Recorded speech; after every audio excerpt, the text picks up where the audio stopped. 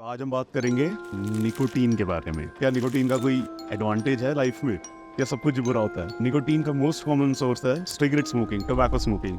उसके अलावा कई लोगों को गुटखा का शौक है। इसके अलावा निकोटीन गम्स हैं, निकोटीन पैचेस हैं, और आजकल वेप, जो कि कितना पॉपुलर है, इतने बच्चों के हाथों में देखता हूँ मैं। That is also source of nicotine. Start करें तो पहले प्रणाम ककाशी सेंसर। इस वीडियो में मैं जो भी बोलूंगा, I am talking about nicotine and not the delivery method like smoking और tobacco unless specified in that segment. तो मैं जो भी बताऊंगा, मैं निकोटीन के बारे में बता रहा हूँ, ना कि तंबाकू इन जनरल। क्या है निकोटीन, कैसे काम करता है? सपोज जो भी आपका डिलीवरी मेथड है, आपने निकोटीन बॉडी में लिया, it will pass through the mucosa lining. और म्यूकोसा लाइनिंग एक बहुत पतली सी लाइनिंग होती है सेल्स की, जिसका काम है न्यूट्रिएंट्स एक्सचेंज करवाना बेसिकली। उसके थ्रू निकोटीन जाएगा ब्लड में, और वो करता है एसिटाइल कोलिन एक्टिवेट। अब एसिटाइल कोलिन एक न्यूरोट्रांसमीटर है, न्यूरोमॉड्यूलेटर है, जो कि बाइंड करता है निकोटीनिक रिसेप्टर्स पे आपकी बॉडी में। और ये निकोटीनिक रिसेप्टर्स ब्रेन में, इनका काम है जो न्यूरोप्लास्टिसिटी है, जो रीवायरिंग है न्यूरॉन्स की, वो गाइड करना। तो अब हम डिस्कस करते हैं कि what are the effects of nicotine basically. So हम स्टार्ट करेंगे ब्रेन से, and then we will slowly work down कि थ्रू आउट पूरी बॉडी में क्या होता है। तो सबसे पहले हम अपने साइंस अफिक्शनाडोज को बताते हैं कि जो स्पेसिफिक रिसेप्टर है वो कौन सा है निकोटीन का। तो जिसको आइडिया नहीं है, receptors are basically like parking spots, कि जहाँ पे आके सब्सटेंस अटैच हो जाएगा। तो निकोटीन गया ब्लड में एब्जॉर्ब, वहां से वो क्रॉस करता है ब्लड ब्रेन बैरियर। अब ब्लड ब्रेन बैरियर क्या है? एस्ट्रोसाइट्स, ग्लायल सेल्स, इन सब चीज़ों से एक बैरियर बनता है, जो कि ब्रेन और ब्लड के बीच में होता है, और वो डिसाइड करता है कि क्या पास करेगा, क्या पास नहीं करेगा। और निकोटीन उसको पास करके बाइंड करता है अल्फा 4 बीटा 2 रिसेप्टर पे। जनरली ये जानना ज़रूरी नहीं है, पर अब इससे आगे क्या क्या चीज़ें मॉड्यूलेट होती हैं। तो सबसे पहले हम बात करेंगे मीजोलिम्बिक पाथवे के बारे में। तो ब्रेन में सबसे पहला पाथवे जो ये अफेक्ट करता है वो है मीजोलिम्बिक रिवॉर्ड पाथवे, यानी कि डोपामिन रिवॉर्ड पाथवे। तो इस मीजोलिम्बिक रिवॉर्ड पाथवे में दो पार्ट्स होते हैं, एक होता है वेंट्रल सेगमेंटल एरिया और एक न्यूक्लियस अकम्बेंस। अब तुम बोलोगे भाई हमें क्या करना है जान के, तो तुम बस इतना मोटा मोटा याद रखो कि न्यूक्लियस अकम्बेंस डोपामिन रिलीज करवाता है जब निकोटीन ब्रेन तक पहुंचेगा। डोपामिन इंक्रीज होगा निकोटीन के बाद, तो उससे क्या होगा, एक मोटिवेशन बढ़ती है और एक subtle feeling of well being एक आती है, जो फील गुड फैक्टर आता है निकोटीन लेके लोगों सिगरेट स्मोक करके, वो आता है। इस मीजोलिम्बिक रिवॉर्ड पाथवे में ना एक बड़ा इंटरेस्टिंग फीचर है, लेकिन कि निकोटीन एक तो डोपामिन तो चलो बढ़ाता ही है, पर वो क्या करता है कि इस रिवॉर्ड सर्किटरी में एक्सेलरेटर्स होते हैं और इनहिबिटर्स होते हैं। तो जो एक्सेलरेटर्स होते हैं वो डोपामिन और बढ़वाते हैं, और इनहिबिटर्स का काम है कम करना। ये तो सेल्फ एविडेंट है। If you want to go to more deeper levels, तो ये जो इनहिबिटर्स होते हैं ये गाबा टाइप के होते हैं। GABA is a neurotransmitter which inhibits. तो निकोटीन क्या करेगा कि इन इनहिबिटर्स को तो कम कर देगा, पर एक्सेलरेटर्स का नंबर बढ़ा देता है। तो it is a two hit mechanism. एक तो डोपामिन बढ़ा रहा है, ऊपर से इन एक्सेलरेटर्स को भी बढ़ा रहा है। इसकी वजह से nicotine is such a potent increaser of dopamine.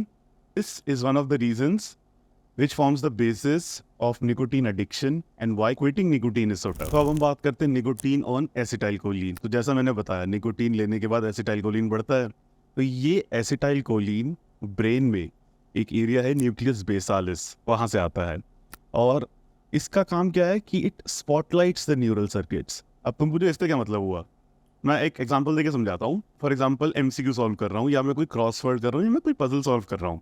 तो मेरा जो न्यूरॉन्स है ब्रेन में, they are trying to solve this problem at hand, they are trying to solve a question.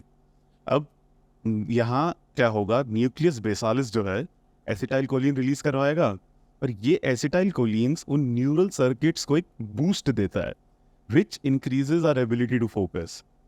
इसका मतलब मैंने निकोटीन लिया, एसिटाइलकोलिन बढ़ा, और मेरा फोकस बढ़ जाता है। और ये फोकस रफली 35 to 40 मिनट्स लास्ट करता है, लेकिन it's not very long live. That's also probably why you see a lot of creative people, artist and even those aesthetic mathematicians जो ऐसे चॉक बोर्ड पे एक सिगरेट लेके मैथ सॉल्व कर रहे होते हैं। Like nicotine does help increase focus, but you want to get cancer to increase your focus, like that's your choice bro. मैं तो कौन होता हूँ कहने वाला। तो अब हमने देखा निकोटीन डोपामिन बढ़ाता है, यूफोरिया, और वो अपना एसिटाइलकोलिन बढ़ाता है फोकस। तो अब हम बात करते हैं नॉर एपिनेफ्रिन के बारे में। तो for this general conversation, nor epinephrine तुम मान लो एड्रेनालिन के बराबर ही है, which is adrenaline is release from adrenal glands और नॉर एपिनेफ्रिन ब्रेन में रिलीज होता है लोकस सेरेलियस से।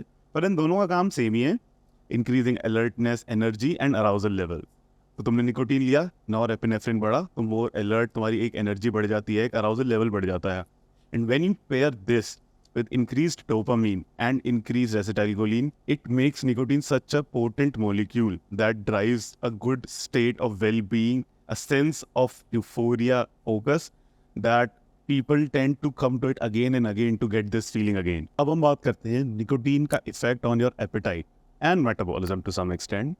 तो आपके ब्रेन का एक पार्ट होता है हाइपोथैलेमस, जिसमें एक एरिया होता है POMC। अब क्या होगा कि निकोटीन जब ब्रेन में एंटर करता है तो अपने रिसेप्टर स्पार्किंग स्पॉट्स पे जाता है और POMC को स्टिमुलेट करता है। और POMC का क्या काम है? POMC डिसाइड करता है कि आपको भूख लगती है कि नहीं, आपके ब्लड शुगर कैसे रेगुलेट होंगे, even your tendency to open your jaw and chew is regulated by POMC। तो मतलब जरूरी नहीं calories in versus calories out ही चलेगा वेट के लिए, जबान जबड़ा मत चलाओ, खाना ही नहीं जाएगा। But no, jokes apart, nicotine एक तो एपेटाइट सप्रेस करवाया and even controls and decreases your tendency to chew, जिसकी वजह से एक एपेटाइट सप्रेसेंट का काम करता है। और इसमें एक टाई इन है जो थोड़ा सेंसिटिव कह सकते हैं आप, या फिर it's like a discussion all together पूरी नई। तो उसमें क्या है कि जो यंग पॉपुलेशन है which you see vaping, so this population also tends to do this to suppress their appetite ताकि उनका weight कम हो जाए, ताकि they can look more aesthetically pleasing, and this ties into body dysmorphia, anorexia, and like this is a troubling concern that I'd say, and maybe we can discuss this in a later video if you want. We talk about body dysmorphia, anorexia, like just do let me know. So yes, nicotine suppresses your appetite. And it increases your metabolism, but इतना ज़्यादा नहीं, 2 से 5% ही। That is a very marginal increase. तो अब हम धीरे धीरे brain से नीचे आते हैं, हम देखते हैं कि निकोटीन का बाकी बॉडी पे क्या काम है। तो निकोटीन फैट सॉल्युबल होता है and it can pass through the lipid layer in the cells. अब मैंने बॉडी में निकोटीन गया, निकोटीन ब्लड स्ट्रीम में गया और ब्लड स्ट्रीम से वो पास होके सेल्स में जाता है, और वहाँ पर जाके क्या होगा कि it will increase heart rate, it will increase the blood pressure, it will increase the ability of your heart to pump, which is it increases the sympathetic tone overall. Or sympathetic tone is not related to sympathy by any means. Sympathetic tone तुम्हारे nervous system का वो part है जो गांड फटी की state में activate होता है, जब तुम्हें अलर्ट होने की ज़रूरत होती है तब एक्टिवेट होता है। तो nicotine increases your sympathetic tone. अब इस इंक्रीज्ड सिंपैथेटिक टोन में एक चीज़ होती है जिसे कहते हैं वेसो कॉन्स्ट्रिक्शन, यानी कि तुम्हारी ब्लड वेसल्स नैरो हो जाती है। और इसका ड्रॉबैक क्या है कि जो तुम्हारी पीनिस है, पीनिस में ब्लड कम जाएगा, तो this vasoconstriction actually decreases the penile girth, तुम्हारा पीपी का साइज छोटा हो जाएगा। And like to all the young population who are still undergoing development, you don't want that buddy, trust me, you don't want that. तो अब हम बात करते हैं निकोटीन का effect on your physical performance and cognitive work. तो अब तक हमने जितना डिस्कस किया उससे ये तो हमें पता चल गया कि निकोटीन हमें मोर अलर्ट, मोर रेडी रखता है, but counter intuitively nicotine muscles को रिलैक्स करा देता है, which if you think about it from what we discussed in the sympathetic tone, ये एकदम ऑपोजिट है। And the mechanism is a discussion for some time else, but मोटा मोटा अगर तुम जूम आउट करो और बिग पिक्चर को देखो, तो निकोटीन लेने के बाद तुम्हारा हार्ट रेट बढ़ गया, तुम्हारा ब्लड प्रेशर बढ़ गया, तुम्हारा फोकस बढ़ गया है, overall you are more prepared mentally, but you are relaxed, like your muscles are relaxed, and which you, if you think about it, it's like a prime condition to sit down and do cognitive work, because your muscles are relaxed and your mental capabilities are altered, your mental biochemical structures are altered because of nicotine. Also, now this ties in why nicotine is not a good pre-workout. Like मैंने लोगों को देखा है, लोग gym से पहले cigarette पीते हैं और फिर like they'll use this excuse कि भाई इससे मेरा फोकस बन रहा है, but अगर तुम जिम जा रहे हो, तुम कोई फिजिकल एक्टिविटी करने जा रहे हो और निकोटीन ले रहे हो, तुम्हारी मसल्स तो रिलैक्स्ड है, तो तुम फ्लेक्शन एक्सटेंशन ढंग से कैसे करोगे? Please don't give yourself this excuse कि मैं सिगरेट इसलिए पी रहा हूँ कि एक अच्छा प्री वर्कआउट है। No bro, please. तो अब हम बात करते हैं निकोटीन डिलीवरी मेथड्स के बारे में, जहां पर हमारा आता है smoking, vaping, chewing tobacco, even gutkha, mawa, ये सब। तो इसमें मतलब कुछ नया नहीं बता रहा हूँ मैं किसी को, कि सबको ही पता है smoking is injurious, chewing tobacco is injurious. Like chewing tobacco and smoking 50 times increases the risk for cancer, oral leukopenia, and smoking, it has 4,000 to 7,000 toxins. You know that's bad. Like formaldehyde, tar, carbon dioxide, all of them are pro-carcinogens. Not good. Now, let's talk about the endothelial lining as well. So when you smoke, when you chew tobacco, when you do vape, एक blood vessels में एक पतली lining होती है तुम्हारी endothelial cells की, और smoking क्या करता है, वो एंडोथीलियल सेल की लाइनिंग को कर देगा डैमेज। अब जो जिनको नहीं पता, so this damage to endothelial cell lining is the triggering event for heart attack. That is why smoking, apart from being vasoconstrictive, also promotes stroke and heart attack because it damages your endothelial lining. And if you are a chronic smoker, तो क्या हो गया, तुम्हारी vasoconstriction हुई पड़ी है काफ़ी लंबे टाइम से, तुम्हारी एंडोथीलियल लाइनिंग भी डैमेज है, तो एक्सचेंज भी ढंग से नहीं हो रहा, तो इसकी वजह से तुम्हारा ब्रेन को ढंग से न्यूट्रिएंट्स भी नहीं मिलते। तो जो क्रॉनिक स्मोकर्स है उनमें with time there is cognitive decline as well, तो दैट इज ऑल्सो बैड। अब हम आते हैं न्यूएस्ट तो नहीं, पर आई गेस सबसे पॉपुलर आजकल निकोटीन डिलीवरी डिवाइस वेपिंग के बारे में। And the problem with vaping is कि ये जो यंग पॉपुलेशन करती है, especially between the ages of 16 to 25, you guys have still a very rapidly developing nervous system, और इस टाइम पे तुम अगर वेप करके निकोटीन अब्यूज कर रहे हो, so your brain is being developed in a way where it becomes dependent on chemical enhancement. Like your brain, your nervous system is dependent on nicotine to function properly. So by the time you develop, and you even if you decide to quit, it will be a big problem for you to function without taking nicotine regularly. And the other problem with vaping is its ease of convenience. Like with smoking, तुम एक बारी में 1.1 milligram जितना nicotine ले पाते हो cigarette smoke करने से, but with vaping there is no limit to that. हर 5 मिनट बाद चलता है, कोई रिस्ट्रिक्शन नहीं, कुछ नहीं। तो इसके साथ प्रॉब्लम ये है कि the amount of nicotine that is delivered to your body through vaping stimulates your nervous system in such a way that it is equivalent to you doing cocaine. इतना ज़्यादा स्टिमुलेंट आता है, and your body, like I don't have to explain this to you, but if you abuse your nervous system and stimulate it in this way, with time it will get fried up and that's not going to be good. तो अब हम discuss करते हैं कि why quitting smoking is so tough. So let's like अब तक हमने इतना सारे डिस्कस करा, हमें पता है कि फील गुड फैक्टर आता है इसमें, फोकस बढ़ता है और एक अलर्टनेस रहती है, तो ये सब चीज़ें तो है ही।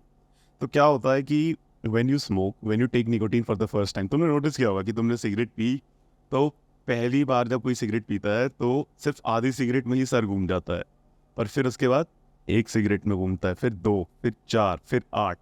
तो ये क्या हो रहा है? So what is basically this phenomenon is called टैकीफाइलैक्सिस, which is your nervous system is smart bro, your nervous system is in डम, इट नोज कि तुम डोपामीन एलिवेट कर रहे हो कुछ एक सब्सटेंस अब्यूज करके या कुछ एक एनहांसमेंट लेके, तो with time your nervous system will adapt, और फिर तुम्हें उसी सब्सटेंस की बहुत ज़्यादा क्वांटिटी चाहिए होगी to get that feel good factor. तो बिकॉज ऑफ दिस तुम्हारा निकोटीन डिपेंडेंस इतना बढ़ जाता है फील गुड के लिए कि अगर तुम बंद भी करते हो तो तुम्हारा डोपामीन क्रैश फटाफट आता है। Like with in 4 hours of your last cigarette, dopamine starts crashing and the craving increases, which makes you chase whatever your nicotine delivery method is, smoking, chewing tobacco, vaping, and this vicious cycle continues. And now nicotine by itself is not damaging. I mean, nicotine is being debated to be neuroprotective, but if you take nicotine through smoking or tobacco chewing, तो जो उसके साथ associated toxins हैं, tar, formaldehyde, ये जो carcinogens हैं, that offset any little benefit it might have in the first place. फिर how can we actually quit smoking? Like, is it that tough? तो according to the literature, if you decide to go cold turkey, that is कि आज तुमने सोच लिया कि बस अब से मैं करना बंद कर दूंगा, there is only A 5% chance कि तुम उसमें सक्सेसफुल रहोगे. So that is where a good support group or good support system comes into play. कि तुम्हारे पास, you surround yourself with people who actually act as a positive reinforcer कि bro you can do this, you got this, who can motivate you enough कि just quit this shit bro, it's bad. इसके अलावा support group, इसके अलावा you can do is behavior modifications. Like there are people जो ऐसे होते हैं, नहीं हम वैसे तो नहीं स्मोक करते पर जब हम सोशली पी रहे होते हैं तब हम स्मोक कर लेते हैं. तो just change your behaviour bro, stop drinking also, not good. एक ऐसा सिनेरियो नहीं मिला मेरे को आज तक इतना पढ़ने के बाद भी कि जहाँ alcohol drinking is beneficial.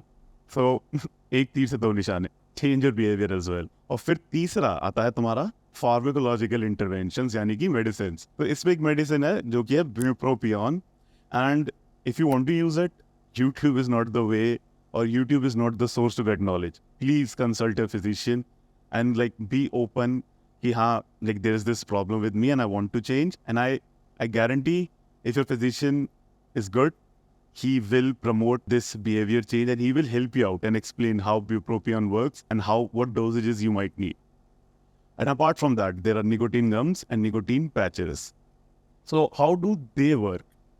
So you know कि हाँ भाई हमारा डोपामिन और नॉरएपिनेफ्रिन बढ़ता है निकोटीन से. तो अब क्या होता है, through out these years of chronically abusing nicotine, तुम्हारी बॉडी का बेसलाइन इतना गिर चुका होता है कि उसको नॉर्मल लेवल पे लाने के लिए तुम्हें स्मोक करना पड़ता है. तुम सुबह उठोगे, मूड खराब है, जब तक तुम सुबह उठ के 9 बजे अपना सुट्टा नहीं पीते, तब तुम्हारा बेसलाइन नेगेटिव से नॉर्मल आएगा, जो एक नॉर्मल आदमी का होना चाहिए. And when you decide to quit smoking, this first week it is so tough because that is the make or break point. और उसमें क्या होगा कि तुम्हारी बॉडी रैपिड डोपामीन क्रेव करेगी कि भाई तुमने तो निकोटीन बंद करते, मेरे को कुछ तो लो, मेरे को कुछ चाहिए. और यहाँ पे now that you know after listening through this कि हाँ भाई डोपामीन मांगती है body, you can use nicotine gums in a systematic way, you can use nicotine patches, और you can use other methods of dopamine replacement like gym, cold shower, setting goals and achieving them which increase dopamine. और इसके अलावा और भी कई हैं जो मैंने अपनी डोपामीन वाली वीडियो में बताए. So you can do that, like go through that as well. That might help. So all in all, nicotine might be good, but the way you take nicotine